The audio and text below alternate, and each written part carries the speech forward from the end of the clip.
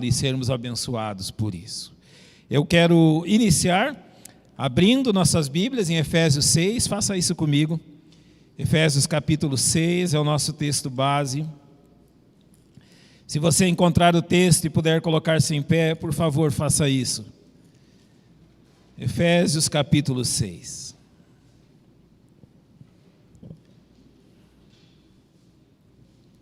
Eu vou ler os 4 primeiros versos. Vós, filhos, sede obedientes a vossos pais no Senhor, porque isto é justo. Honra a teu pai e a tua mãe, porque é o primeiro mandamento com promessa, para que te vá bem e vivas muito tempo sobre a terra. E vós, pais, não provoqueis a ira a vossos filhos, mas criai-os na doutrina e admoestação do Senhor. Leia comigo esse verso 4, vamos ler juntos. E vós, pais, não provoqueis a ira a vossos filhos, mas criai-os na doutrina e admoestação do Senhor. Pai, nosso coração se alegra por estarmos na tua casa, por ouvirmos os hinos cantados, por cantarmos juntos, orarmos juntos. Isso fortalece a nossa vida de uma forma sem igual. Agora, Pai, nós temos tua palavra aberta diante de nós e nós confiamos, ó Deus, que deixando de lado as nossas preocupações, deixando de lado aquilo que atinge a nossa mente e o nosso coração, nós queremos nos voltar completamente à tua palavra, a fim de receber o alimento espiritual que nos edifica. Ajuda-nos pelo teu Espírito Santo. Ó Pai, socorre-nos nas nossas dificuldades. É o que rogamos confiados no Senhor, em nome de Cristo. Amém. Podem se assentar, irmãos.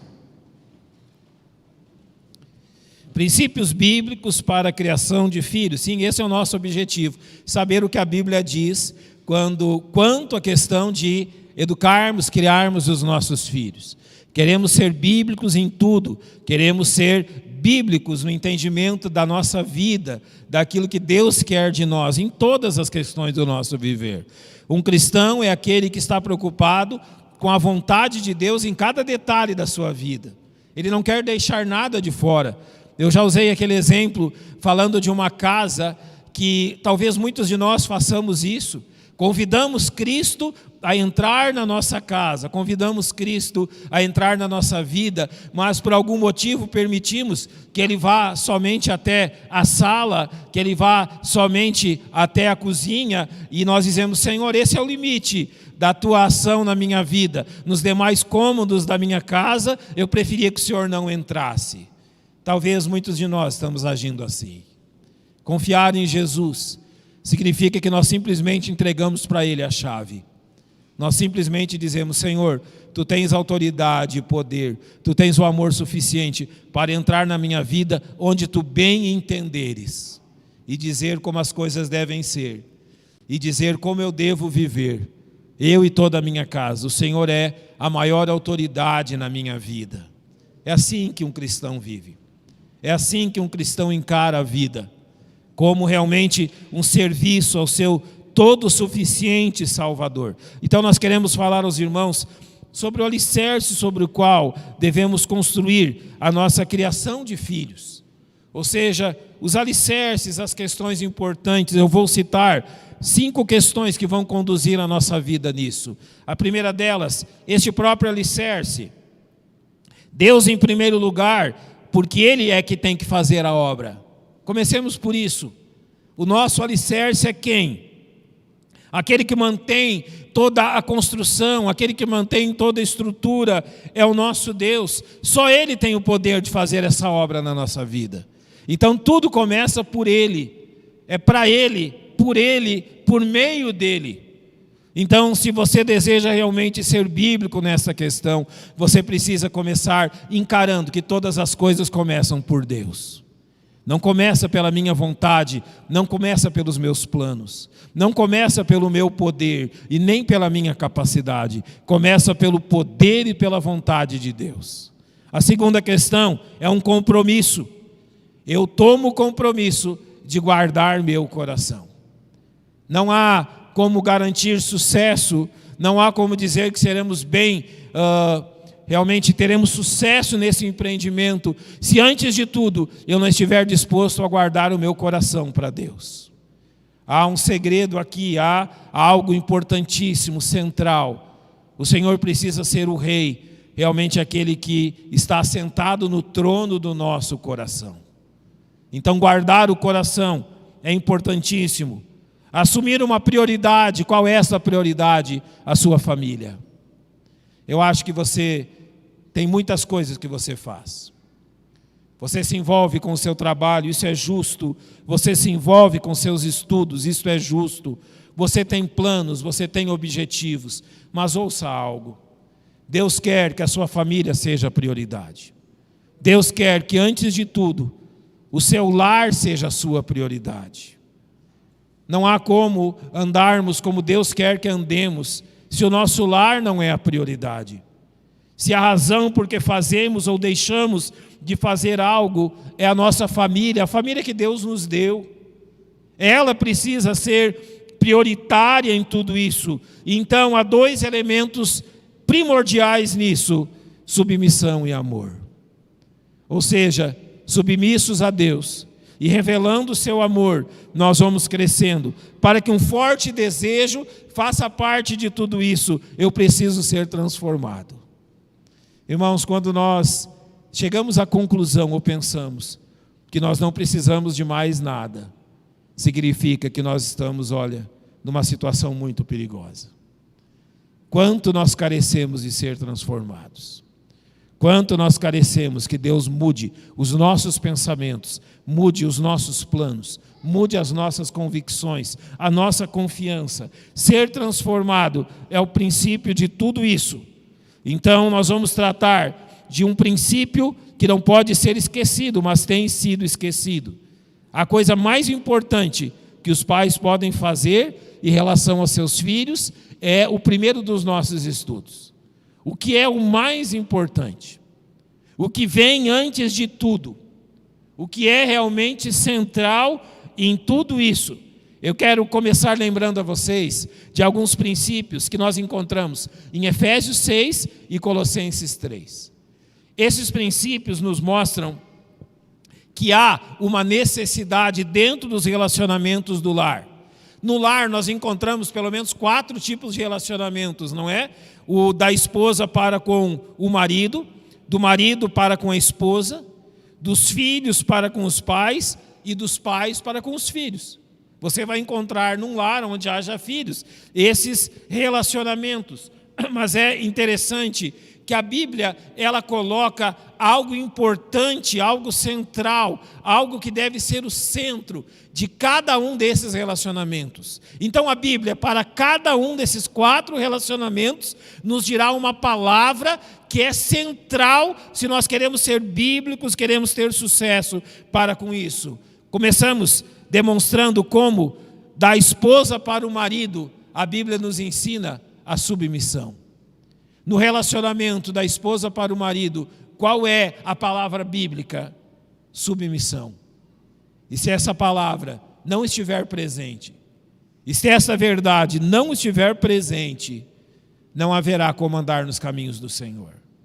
Há também do marido para com a esposa, e qual é a palavra bíblica? Amor.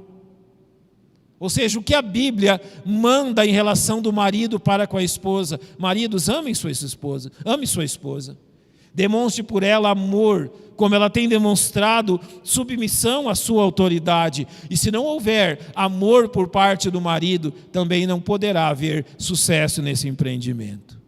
Dos filhos para com os pais, a Bíblia diz que a palavra é obediência. Qual é a palavra central no relacionamento dos filhos para com os pais? Eles devem obedecer. Mas dentro disso que nós estamos falando agora dos pais para com os filhos, qual é a palavra central na vida ou no relacionamento de pais para com os filhos? A Bíblia repete 2 vezes: não provoque os seus filhos a ira. Qual é a palavra mais importante quando nós tratamos da criação de filhos?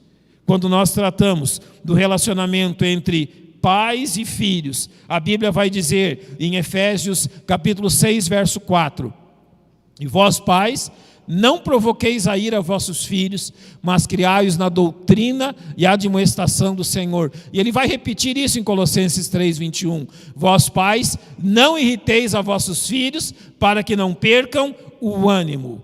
Ou seja, aqui a Bíblia nos coloca a questão central. Por onde começamos? Qual é a linha mestre que conduz a nossa vida em relação aos nossos filhos? Se nós estamos dando ouvidos à palavra de Deus, pais, a primeira questão que a Bíblia nos diz é esta: não provoqueis a ira a vossos filhos. Mas agora nós temos que entender uma causa que tem atingido a muitos lares. A causa mais comum de desarmonia entre filhos e pais é aquilo que designamos como provocar a ira, ferir o espírito, quebrar a comunicação, fechar o coração. Por que será que a Bíblia fala aos pais tanto sobre não provocar a ira? Porque este provocar a ira, esta forma de agir com os filhos, fecha o coração deles. Então nós temos que entender de início esse precioso princípio.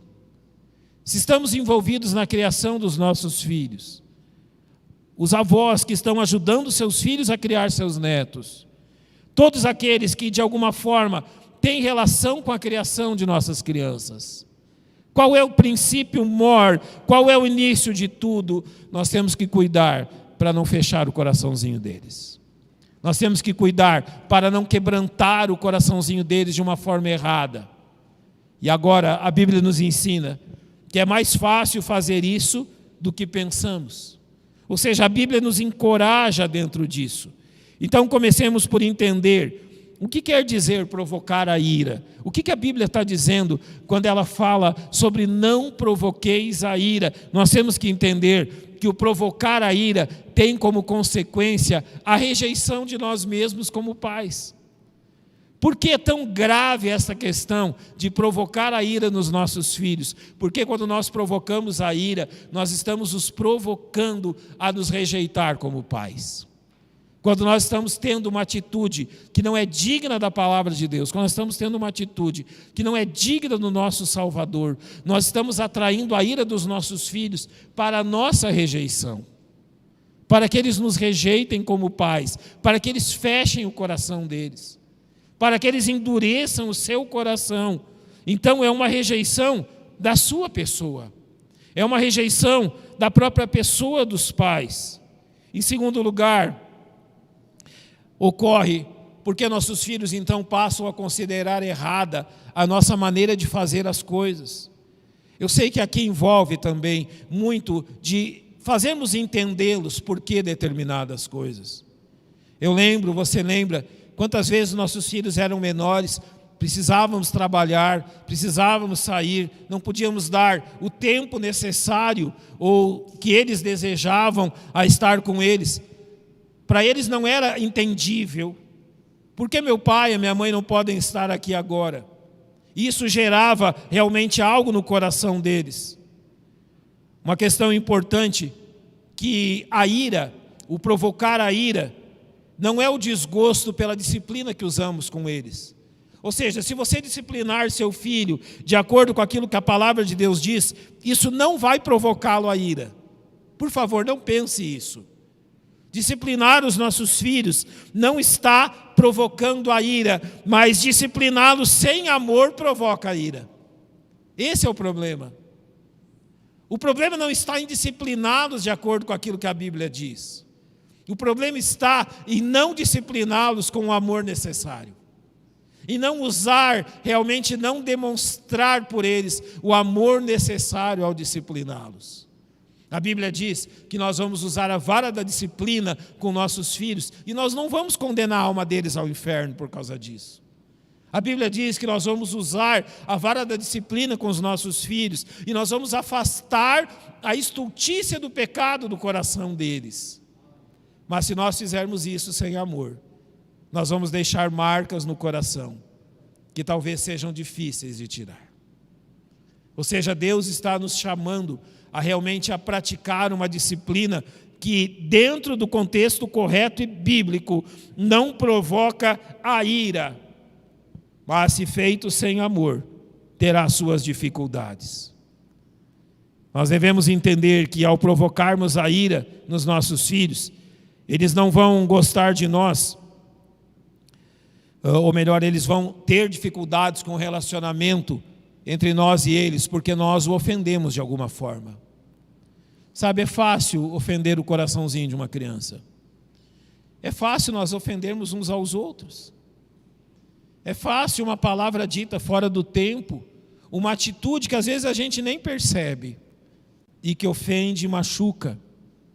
Agora imagine com os nossos filhos. Quantas coisas nós podemos dizer, fazer, deixar de fazer para machucar o coraçãozinho deles. Vocês conhecem o Lael, né? Eu vou ter que usar o Lael como exemplo em muitas coisas. Você sabe qual é a coisinha que mais fere o coração do Lael? Sabe qual é que é? Nega comida para ele. Sabe, agora ele está meio fofinho, né? Um jeito elegante de dizer. E daí a gente tem que precisa colocar regrinhas para ele, né? Depois do almoço, só às 3 horas ele pode comer o lanche de novo. Eu contei para vocês esses dias que ele foi lá e mexeu no relógio. Mudou os ponteiros do relógio para dizer que já tinha chegado a hora. É uma ofensa terrível para ele você negar comida para ele. Ele fica tão magoado, ele chora, ele reclama, ele acha que é realmente algo completamente injusto. Se nós estamos falando de uma criança especial, imagine as crianças que não têm essas dificuldades. É claro que elas se machucam também. Talvez não seja por questões tão simples, talvez sejam por outras. Mas o não provocar a ira quer dizer que nós estamos cuidando para que isso não fira o espírito de nossos filhos. Então nós temos que passar agora como detectar um espírito ferido. Como entender que eu feri os meus filhos nessa questão? Como entender que realmente eles estão feridos pela minha circunstância? Eu vou começar estabelecendo aqui alguns pontos que são importantes para nós entendermos isso. Como detectar um espírito ferido? A primeira coisa é quando ele começa a demonstrar que ele não gosta de você. Quando o filho começa a demonstrar que ele nos rejeita, que ele fecha realmente o seu coraçãozinho, quando ele não quer estar perto de nós. Já viu quando o filho não tem prazer de estar próximo ao pai? Quando ele não quer falar conosco? Nós precisamos detectar isso. Ele não quer dialogar conosco. Quando ele resiste às minhas tentativas de tocá-lo. Quando uma criança rejeita o afeto, você toca e sente que ela está fria e flácida, você coloca seus braços ao redor da criança, ela fica dura, ela não deseja aquilo, elas viram as costas ou empurra você para longe, evita conversas.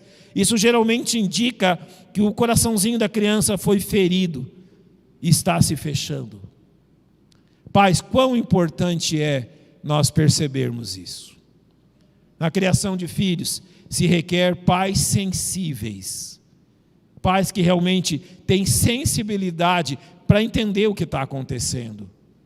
Às vezes não é simplesmente manha, não é simplesmente um mau comportamento, não é simplesmente desobediência. Talvez esteja demonstrando um coração ferido. E nós precisamos nos preocupar com isso. Lembrem que nós, como filhos de Deus, estamos preocupados com a totalidade da vida dos nossos filhos. E se nós de alguma forma os ferimos, nós precisamos entender isso, porque isso tem consequências. Quais são as consequências de um espírito ferido? Primeiro, ela pode discutir, a criança, não é? E resistir quando você lhe pede para fazer alguma coisa. Pode ser contra, recusando-se gostar de qualquer coisa que você goste. Então, nós vamos trilhando um caminho aonde a estrada de pais e filhos vão se distanciando cada vez mais.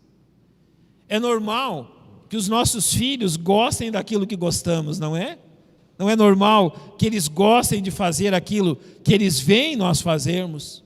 Eles querem nos imitar em tantas coisas, mas quando há um espírito ferido, essa estrada vai se distanciando. E você precisa notar isso. A criança pode se fechar e não corresponder bem a seu afeto. Quem é que não gosta do abraço do pai?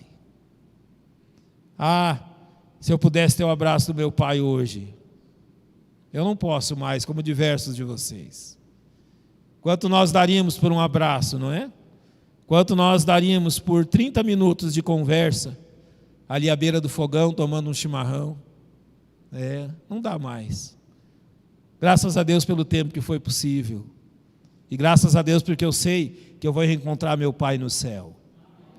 Mas eu sei que isso faz falta para mim. Agora imagine para os meus filhos. Não é quando esse distanciamento, quando esse fechar-se, não é esse não corresponder ao afeto, se dá na nossa vida. É muito ruim quando isso acontece.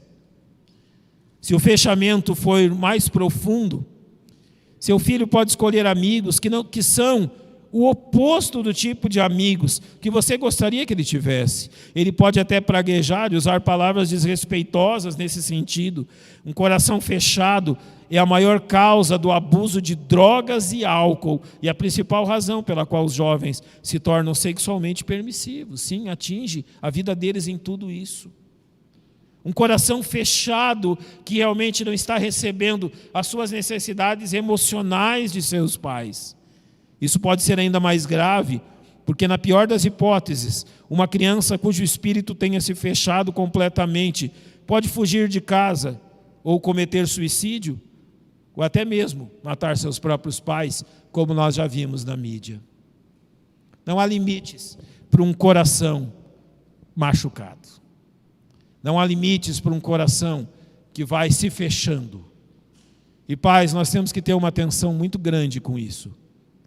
Até que ponto o coração dos nossos filhos está aberto, até que ponto nós estamos entendendo que o coraçãozinho deles está se fechando para nós.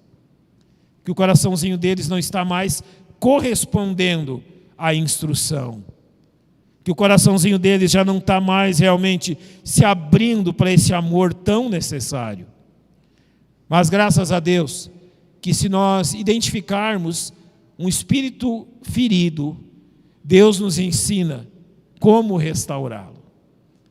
A Bíblia é tão boa, a Bíblia é tão incrível, que ela nos diz dos perigos que rondam a nossa vida, mas ao mesmo tempo ela nos diz como Deus é o Deus que restaura as coisas. Como Deus é o Deus que restaura aquilo que nós não conseguimos restaurar. Sabe, meu pai, ele ficou 40 anos fora da igreja. A gente sofreu muito nesse período, eu e os meus irmãos. Graças a Deus pela vida da minha mãe.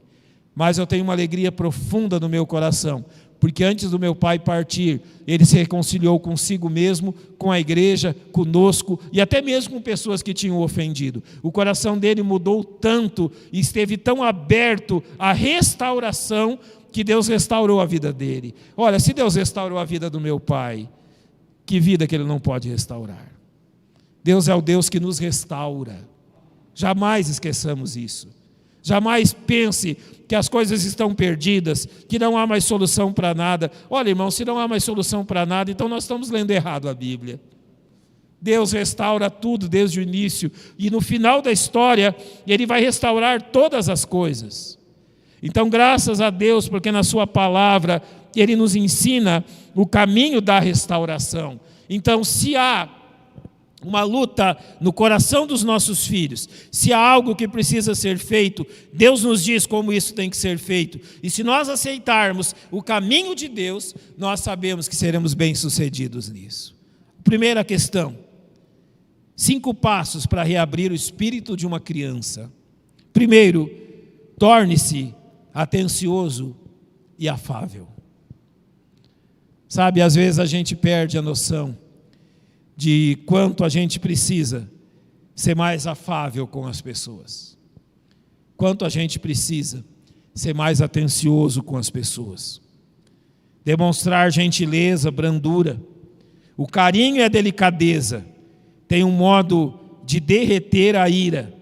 Já viu isto? Quando nós somos carinhosos e delicados com as pessoas, até a ira mais profunda se derrete. Até o rancor mais profundo se derrete. Quantas vezes eu tive que lidar com pessoas rancorosas comigo, magoadas comigo, e ao invés de enfrentá-las, eu demonstrei a elas que eu estava muito sentido por tê-las ofendido, estava disposto a amá-las da forma que realmente Deus mandava que eu fizesse. É interessante, é incrível como o amor, o carinho, a brandura derretem a ira do coração. Por mais irado que alguém esteja, demonstrar-se atencioso e afável sempre será o caminho, dizendo aos nossos filhos quão valorosos e importantes eles são para nós, como nos preocupamos com eles, como reconhecemos que há algo errado, estamos prontos a ouvir como que nós podemos consertar aquilo. Olha, um coração aberto abre corações. Você já percebeu isso? Já percebeu entre nós como isso acontece? Como por vezes, talvez haja um desentendimento entre nós, mas quando temos um coração aberto, Deus soluciona essas questões. Em segundo lugar, seja também compreensivo. Quão importante é ser compreensivo com os nossos filhos, aumentar a nossa capacidade de compreender a dor que os nossos filhos estão sentindo e como essa pessoa, como eles interpretam a conduta daqueles que o magoaram. Muitas vezes apenas esses dois fatores, ser afável e compreensivo, serão suficientes para abrir o espírito. Então é importante nós entendermos o que nossos filhos sentem, não somente o que aconteceu. Às vezes a gente quer raciocinar, racionalizar as coisas. Olha, mas aconteceu só isso. Você nega um pedacinho de bolo para o Lael, é o fim do mundo. Para ele não é algo simples.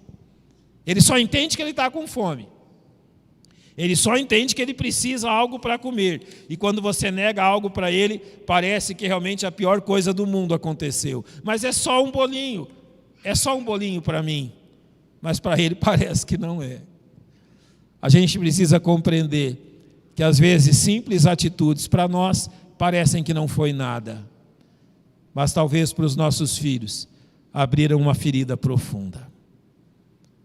Talvez a gente imagina que, olha, que é isso? Que bobeira isso? Gente, tem coisas que para alguns de nós realmente são uma bobeira, vou usar essa palavra. Mas para outros é algo simplesmente muito importante. Talvez você venha na igreja e se ninguém apertar sua mão e nem lhe cumprimentar, não faça diferença para você. Mas talvez alguns de nós saiam daqui entristecidos, porque simplesmente a maioria de nós não se preocupou em cumprimentá-los. Nunca considere que as coisas não têm valor.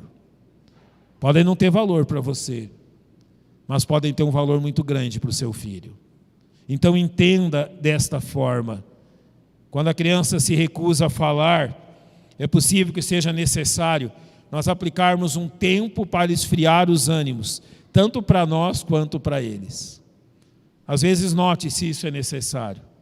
Dar um tempo para conversarem de novo. Em terceiro lugar, reconheça a sua ofensa.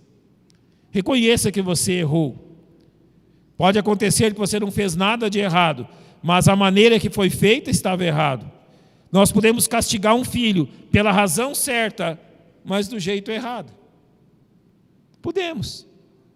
Pelo motivo certo, mas pela forma errada.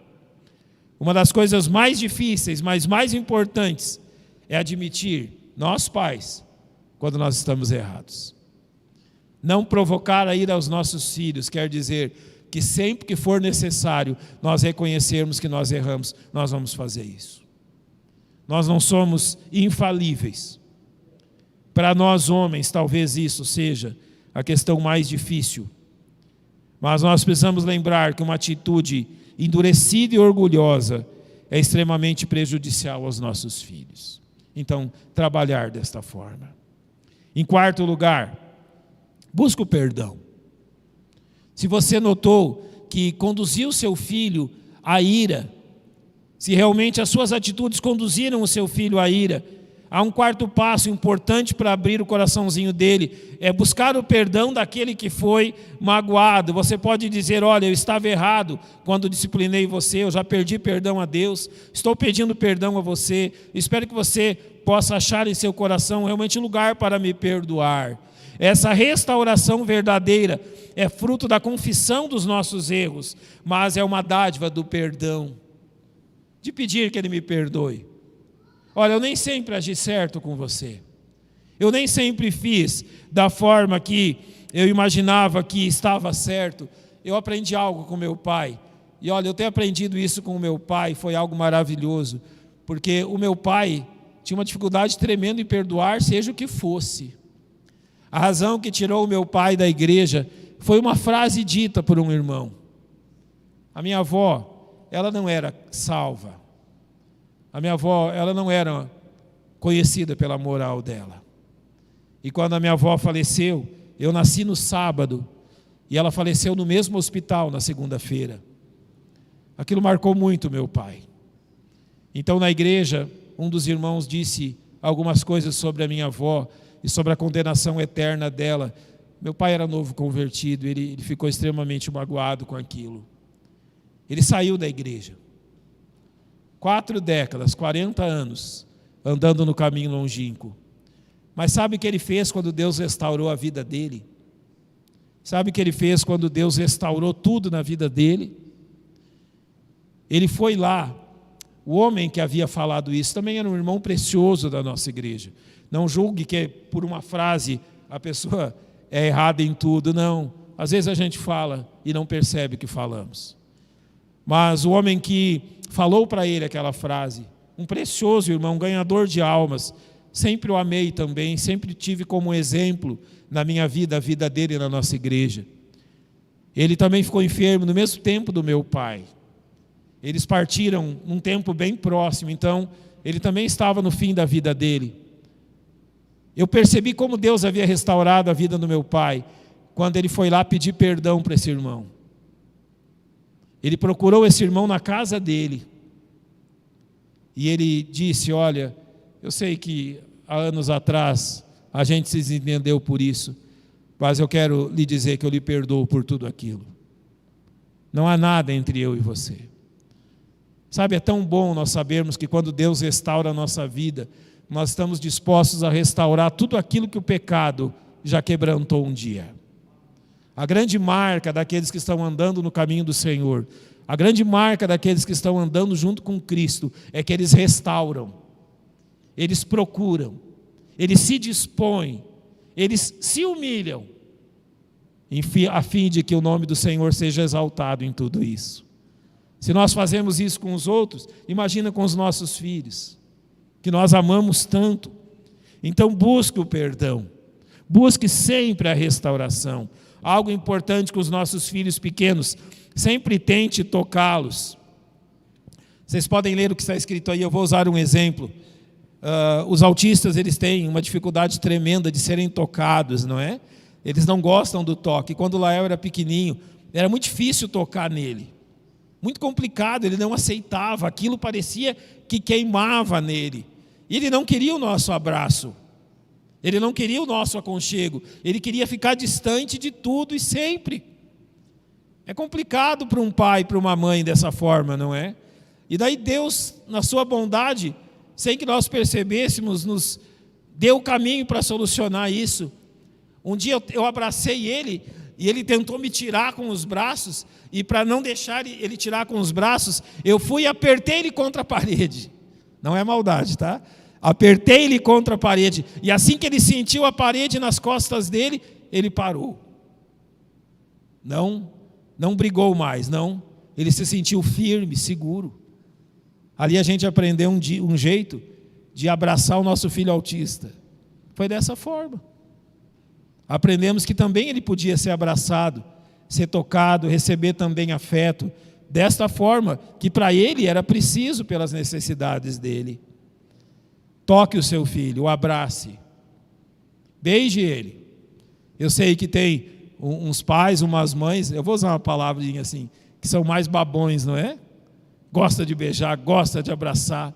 Não pode sair de casa sem um beijo, um abraço. Até entre os nossos filhos tem diferença, né? Alguns só fazem a continência, o outro tem que abraçar, beijar, tudo aquilo. Aproveite, faça isso.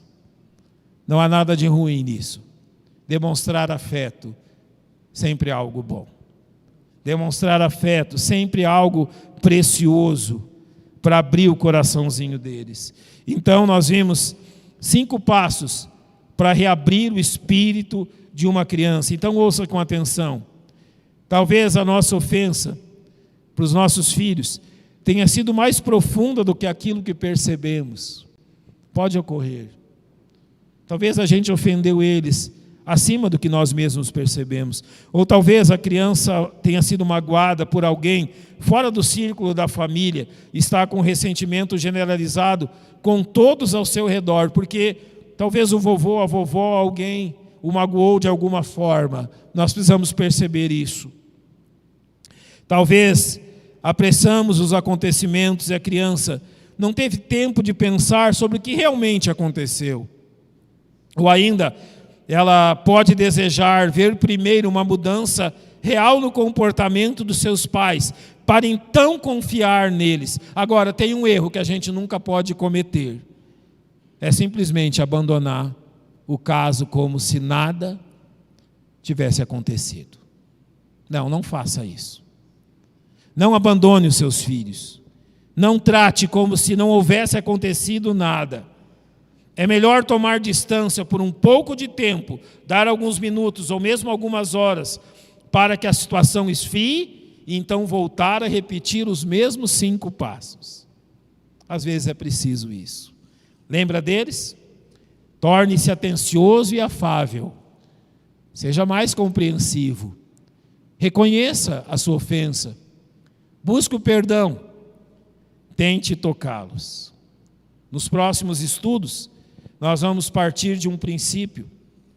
Eu gosto muito de um autor, Gary Smalley, e num dos seus livros, Uma Chave para o Coração de Seu Filho, Gary Smalley cita 83 maneiras em que as crianças contaram para ele, na sua pesquisa, como foram magoadas por seus pais.